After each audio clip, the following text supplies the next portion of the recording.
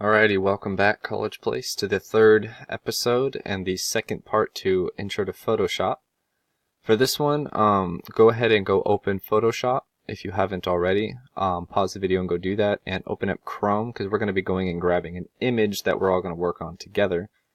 Do some example pieces, and we're going to be working on this little toolbar right here. So we're only going to get through a couple, and we're going to have to go through most of them. I'll go through as many that I think are relevant. But for now, go ahead and just go open Chrome and Photoshop, and I'll see you in just a second. Alrighty, so we're going to go ahead and start in Chrome, and what you're going to do is go to the top here and search for flower, F-L-O-W-E-R, just in case you don't know how to spell like me. And we're going to be looking for this red rose right here. Now, if for some reason you don't find it, go ahead and look for something as similar as possible. And by similar, I mean a sort of like dark contrasty object with a plain background. So if I'm scrolling through here, there's multiple options on the side. Let's see here. This might work right here. This might work. Stuff like that. Things with simple backgrounds. This is perfect right here. But anyways, go ahead and right click and then save your image as to somewhere that you'll remember, because we're going to go open this in Photoshop and do some examples. So I'm going to go ahead and go to Photoshop right here. You're going to go right to the top and go File, Open, and then go search for that flower wherever you saved it. So mine's right here, so I'm going to click on it and then hit Open. I might go a little bit fast because there's a lot to get through, and I'm trying to make as few videos as possible and get a lot of content in, just because it can be kind of intimidating to watch multiple videos at a time, and it's just time consuming because I know y'all have a lot to do there. So we're going to go ahead and start right away. So my image is popped on right in here. First thing we're going to do is go to the right here, unlock this layer. So this layer is live and active for us to manipulate. Now, if for some odd reason you don't have stuff like that show up, or this isn't here, go ahead and go up to Window. You probably can't even see that. If it is there, don't worry about doing this, but if it's not, you can do this. Go to Window, Workspace, and then Reset Essentials right here, and that'll basically move everything back to original, and you should have it right away. If it still doesn't work, I recommend restarting Photoshop. Sometimes it gets a little glitchy and they might not show up, but you should be alright. So mine is here, so I'm not going to do that. It should show up right here on the side, but I went ahead and hit this little arrow icon right here, extended it, and compressed it down to sort of a smaller stack so that it's easier to see. And then I just grabbed this dark gray bar right here and moved it right over to my document so that I can see it a little easier. So first things first, I'm just going to explain sort of the outline of this thing right here. Each one of these, if you hover over it, it's going to give you a short little video and a explanation as to what it is, and then you're also going to see this letter right next to it. Some of them don't have it, but the ones that do, that's basically a selection key. So that means that if you're on a different one and you hit the selection key that is relevant to the one you want, so like right now, if I am on, this one happens to be V for violin. If I'm on the gradient tool, as you can see, if I hit the letter V on the keyboard, it's going to take me right up there to that because that's its selection tool. Or like this one right here, this one's M. So if I hit M, it's going to bring me right up to this one right here. Sort of a fun feature if you're trying to save time and space and you just need to click it on the quicks. I don't know if people actually say that, but I just did, so it's alright. Another cool thing is each one with this little triangle down at the bottom means that if you hover over it, left click and hold, so I'm going to left click and hold, it'll bring up the options that are sort of buried inside of that little file. So this one right here, click and hold, click and hold, click and hold, and you'll be greeted with multiple options, and they'll all have their little key command right here. So I'm going to go ahead and start with the top right here, and then I'm going to go down and slowly show you things in order that I think that are relevant.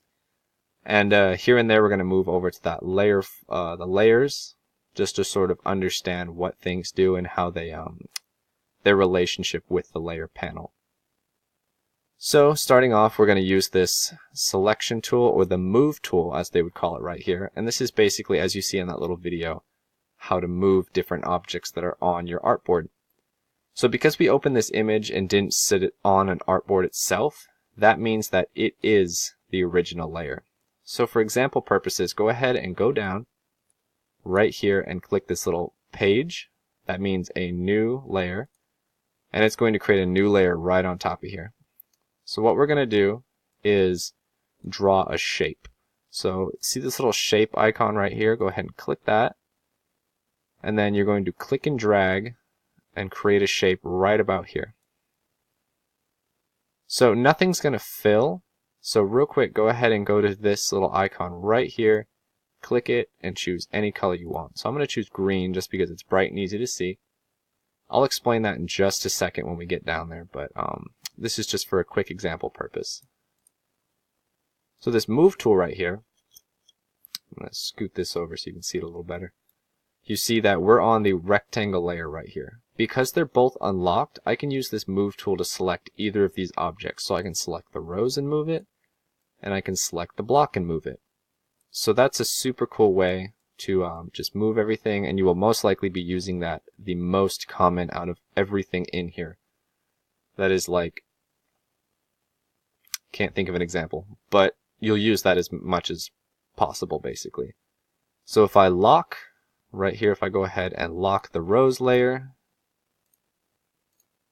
I have to be on this rectangle layer just to move it. And you can see I cannot move the background layer. It won't let me do anything. So that's just a quick example. You can go ahead and delete this rectangle layer right here. That was just a quick example. Go ahead and click delete, and yes, and then we are back to where we started. So simplistically saying, this is just to move stuff. That's about all it's for. So the next one over is going to be a selection tool as well. It's called the marquee tool, but I say selection because it makes more sense in my mind. And it's giving you a little video there just to show you what you can do with it. But basically, if I click and hold, you're going to be greeted with 4 options. Now these all do just about the same exact thing, but they select in different shapes. So to save time, I'm going to just show you the rectangular one, because you can go ahead and pause the video and play with these on your own, but they all do the exact same thing. So let's go ahead and select the rectangular marquee tool right here. And then you're going to have this little sort of, it looks like a little aiming tool or like a sight or something like that. You can move that around. If I click and hold and then drag, click and drag without letting your finger up on the left button or left clicker, whatever it is on your mouse, and then let go once you've made a shape that you want. As you can see right there, it says width and height represented as W and H. That's going to show you how big it is in relevance to your document size, how big the shape that you are making is. So I'm going to go ahead and make this one right now. We've got like a 5x2. Oops. Click and drag. And then you're going to have a shape outlined in what we call marching ants. So if I ever refer to it as marching ants, this is what I'm talking about. This sort of outline that looks like it's moving. That means that that area is selected. So the cool thing now is if I go and hit my move tool, I can go away. If I can now move this selection that I just made. So I can go ahead and set that over there if I want, and then move it back or move it over here. Really cool. Or I can just move the background. So that right there is selected, so I won't be able to move the background. So once you've made a selection like that, you might be asking, how do I get rid of it? Because everywhere I select and drag, it's just going to move my selection. So this is where the notes come in handy. This is another key on your keypad. So it's going to be D as in dog, or deselect in this case. So what I'm going to do is hit Control and then D. And that's going to deselect that piece that I just made. But it is now part of the layer because we're on the same exact layer. You didn't move that to someone different. So if I try to select it and move it, it's going to move the whole entire image. So now you might ask again, well, what do I do to get it back? So that's another feature. If I hit Control and then Z as in zebra, come on, it's going to reselect it. And then if I hit Control Z again, it's going to unselect it. So now you're super confused and you're like, well, what the heck? Why can't I move it again? That's because Photoshop has this little key inside where it says, we don't want you to get confused about how many selections you're making. So you can only unselect and reselect one thing at a time unless you add the Alt key into your little program. So what we're going to do is hit Control and then Z, and that's going to reselect it. And then we're going to go Control Alt, hold down the Control and the Alt key, Alt, and then I'm going to hit Z. And that means that it's going to move it back a second step. And then Control D to deselect, and you are back to where you started. So that means if I go like this, if I go right here and hit delete, it's going to delete that space. If I do this again and hit delete, it's going to delete that. So now I'm going to Control D to deselect. And now, how do you get both of them back? Because if I hit Control Z once and then twice, it's just going to do that. It's going to get rid of those marching ants. So I have to go Control, Alt, Z, Z, Z, and then Z again, and then Control D.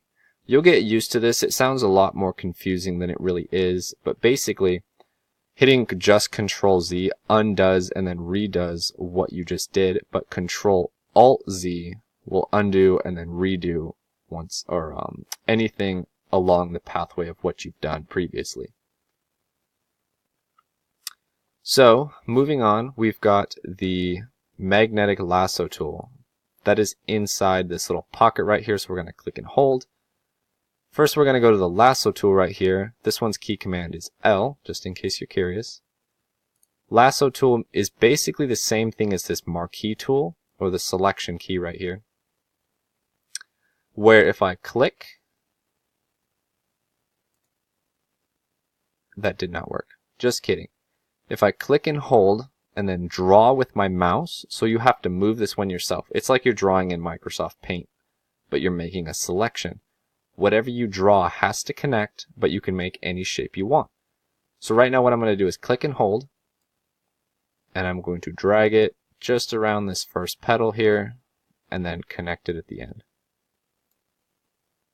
So now you have the selection made in your own sort of style or shape that you want. It might be a little hard with the mouse, so there's other options I'll show you that are a lot easier, but this one's sort of a fun one in case you want to select something that's more of a certain shape relevant to what you want. So if I select the stem here and hit delete, it'll delete the space. Works the same way, but this one you can draw yourself. Go into Control Z and then Control D to deselect.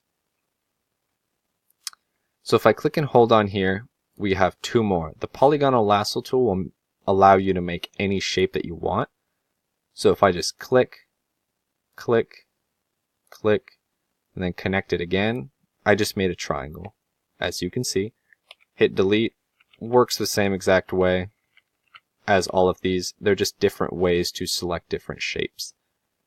The other one, which is super cool, we have about a minute left on this video, so I'll try and make this quick, and then you can go ahead and move to the next video. Actually, I'll tell you what, I'll just show you that one in the next video. I'm going to go ahead and cut this video off right here so we can move to the next one, and then we'll get to the magnetic lasso tool. So if you're not going to watch the second video, go ahead and save your work as a Photoshop document. So I'll go ahead and show you how to do that really, really quickly.